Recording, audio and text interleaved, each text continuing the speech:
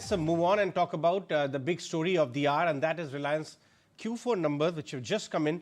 If you look at the numbers right now, consolidated margins are 18% in line with estimate. Net profit actually is 5 to 600 crore higher than what the street was actually estimating. Revenues in line, EBITDA is in line. Mayuresh Joshi will join us in moments from now. Also pull up how the results are actually. If the stock has ahead of the results, pull up the intraday chart if we can, because the stock actually ended at days high going into the numbers. So clearly there was a element of beat which is coming in. Deven Choksey is right here. Deven bhai, good evening. Thank you so much for your time. How do you read the initial numbers coming in, margins on expected line, but the net profit looks slightly higher? How do you see it? Ajay, I think I may request you to give me some numbers download because I'm traveling, so I may require something. Sure, I'll read it out for you. Yeah. So almost 18,900 crore, 18,900 crore is the profit number which has come in. Consol revenues 2.36 lakh crore versus our polo 2.34.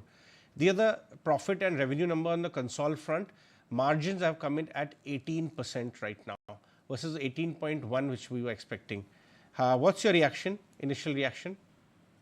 Yeah, numbers largely in line with our estimates. I think we had budgeted about 36,000 crores and I think revenue has actually come on that front.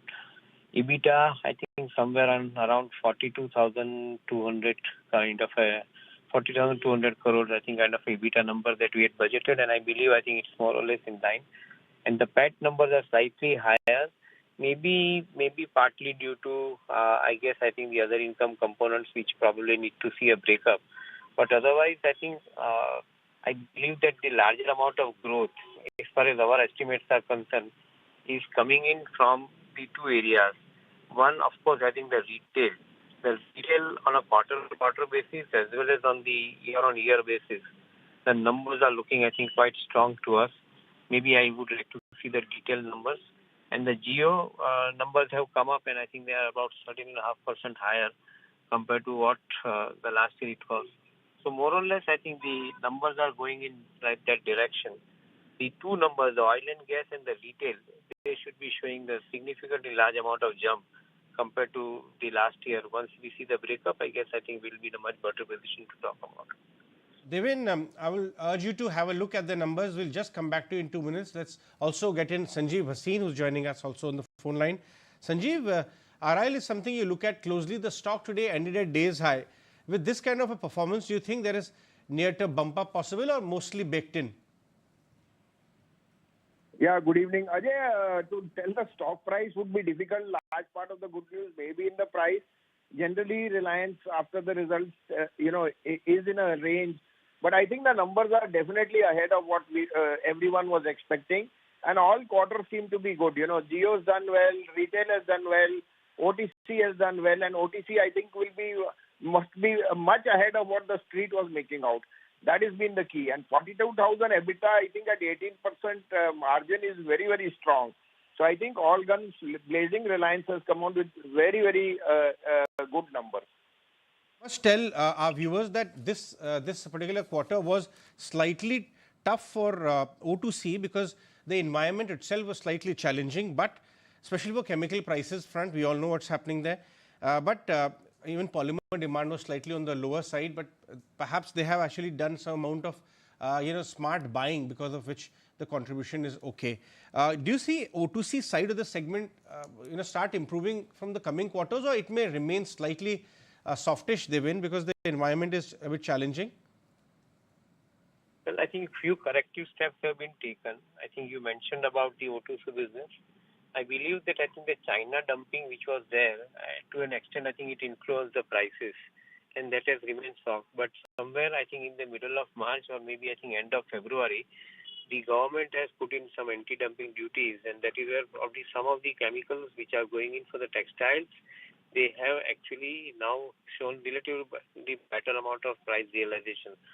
So hopefully, I think whatever the worst which had to happen, I think in the last quarter is a past, and I believe that I think the current quarter onwards, we should be seeing a steady to better improvement in the numbers and the margins, particularly the POI in particular. So I guess I think things should be looking up relatively better for Reliance going forward in this quarter. Joshi is also joining us. Mayuresh, we were discussing the O2C part of the business, but let's come to the consumer end, which is retail and Jio. Jio in particular. The ARPU end is mostly flattish, but the subscriber addition is okay. And now everybody is talking about telecom because there's a big tariff hike which is due by mid of this year by other players. I'm assuming RIL will also join in. What do you make of the performance this time, in especially the Jio end? Evening, Ajay. So I think it's a very steady state performance. So if you look at both the margins on how Jio has performed on a quarter-on-quarter basis, a tad bit lower.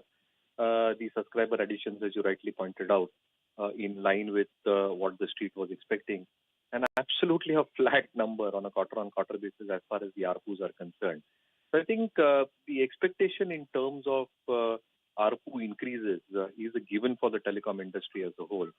And if that happens over the next few months or the next quarter or two, I think there will be a significant accretion that comes through in terms of the overall performance. So I think the kind of flattish trends that you're now expected to see specifically in terms of top line, as far as Jio is concerned specifically, I think that can show significant amount of improvement. The other aspect also is in terms of the enterprise part of the business for Reliance as well. And on that aspect, I think as the numbers start growing through across India, pan-India as we call it and see it, the expectation of that also contributing to overall EBIT performance of Jio should start going higher. So I think it has been a steady state performance as far as Jio is concerned. Well, there's a very big hope also getting built in for Jio, and that is something which perhaps Sanjiv can add weight on. Sanjiv, there's a I think a note from one of your colleagues as well, but in general, the street is expecting some IPO action also coming in from Jio platforms. Is that a fair estimate, the way things have, how the business has built in? I think it is from our institutional desk, difficult for me to comment on that. But I definitely think that some businesses like Jio, if the realizations come and the listing comes, it will be a game changer. And that is what the management has actually indicated. So, they want to segregate some of the businesses and, from OTC, retail, Jio, some of the platforms can now be listed, which can make for greater, sum of parts value individually. And that could be a game changer, according to me. I would request you to please wait with us. Deven, in particular, I want to discuss with you the retail end of the business, the EBITDA at which 5,800 crores is the kind of EBITDA. I want to talk about that one with you. But before that, my colleague Somit is here. The lowdown on all the key numbers. How did they fare versus our estimate? Somit? Well, on a consolidated basis, if you see Reliance Industries revenue and EBITDA was pretty much in line with what the street was estimating.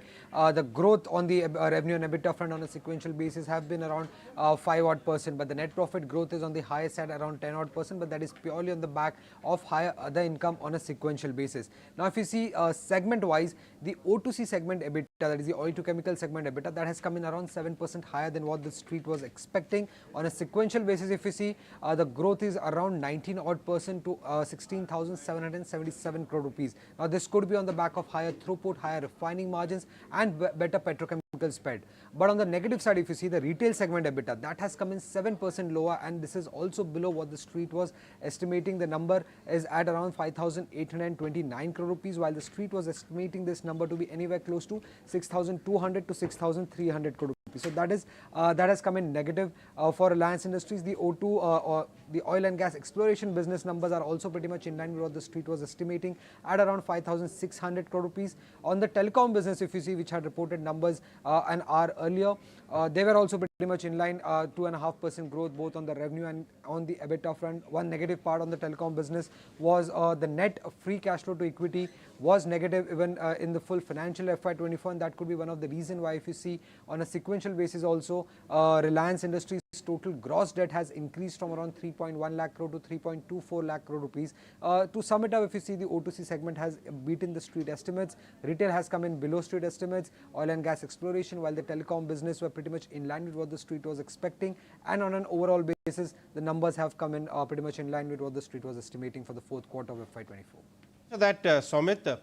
So Deven, I was talking to you about Reliance Retail.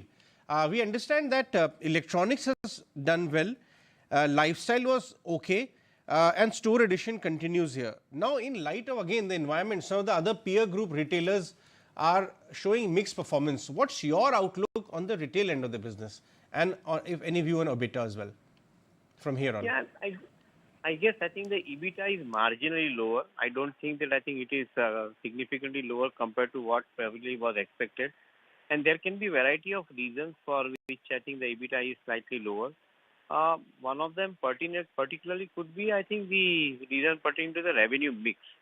In some quarters, I think normally you find that I think the revenue mix is basically, I think, towards the low yielding margin products. And that could be one of the reasons for which I think it may happen.